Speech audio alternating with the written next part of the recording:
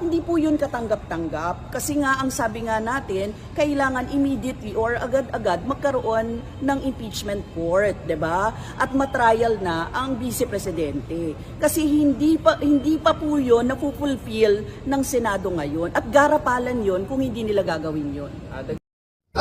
Ang mga kongresista tila nasasanay na diktahan ang Senado kaugnay sa gusto nilang mangyari sa impeachment.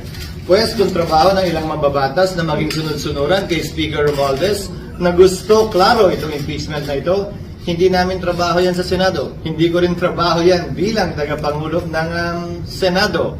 Para sa akin, gagampanan namin ang aming tungkulin ayon sa aming paniniwala na tamang proseso na naaayon sa batas. Nung inupuan nila na mahigit 2 buwan itong impeachment complaint, may narinig ba sila sa amin? Nakalagay din sa rules nila immediately ibibigay ng SecGen yung impeachment complaint sa Speaker. Hindi nila ginawa yun sa loob na mahigit 2 buwan. May narinig ba silang reklamo sa amin? Ginalang namin ang kanilang pasya, proseso at pagdidesisyon. Yan sana inaasahan ko rin sa kanila.